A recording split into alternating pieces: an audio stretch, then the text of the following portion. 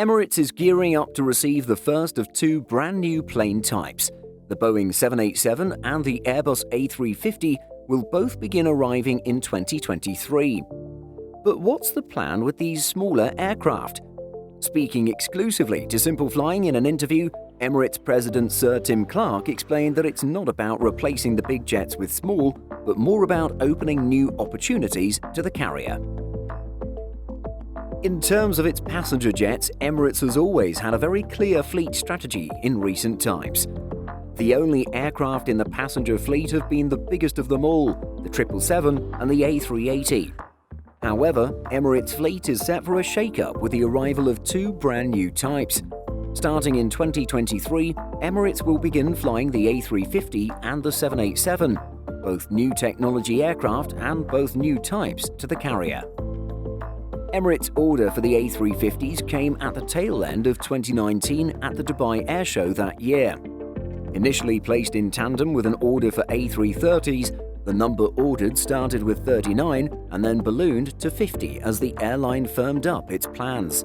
Emirates will fly these from 2023. Along with the Airbus twin jets, Emirates will become even more diverse with the addition of the 787 Dreamliner. The airline has shown interest in the 787 for some years, having ordered up 40 787-10s in 2017. This was later downsized to the popular 787-9, firming up an order of 30 of the type with Boeing. There are talks that the order for the 787 could further be inflated as the airline looks to reduce its 777X commitment.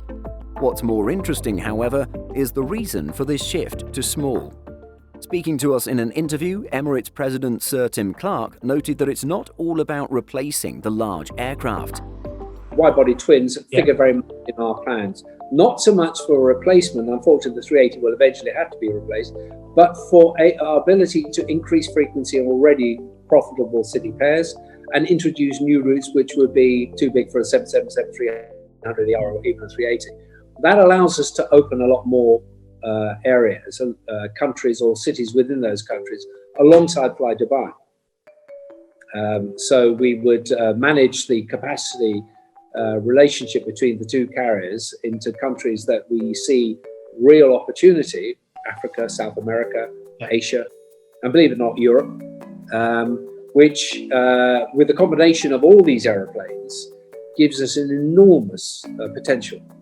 That's where we're looking at it. As of March 2021, Emirates is flying to 161 destinations across 85 different countries. While that's extensive coverage by any estimation, Clark believes there are still plenty more destinations to be added to the Emirates network. There are dozens of destinations right for Emirates service in all the continents Clark mentioned. While the airline covers all the main destinations and delivers onward connections via its extensive codeshare partners, there is still expansion left to do before the airline has even begun to exhaust its opportunities. In Africa, we could see a 787 hopping down to Kinshasa in the DRC or to Kigali in Rwanda to compete with rival Qatar's interest there. Parts of South America could also benefit from Emirates connectivity. At the end of the day, the airline won't be deviating from its hub-and-spoke strategy, but with the smaller, more nimble twins in its fleet, more locations will become economical to add to the network.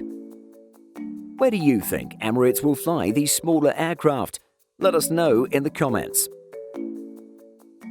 In addition to our daily YouTube videos, Simple Flying publishes over 150 articles and a podcast every week. If you're looking for the latest aviation news and insights, visit simpleflying.com. Thanks for watching, and don't forget to like and subscribe before you go.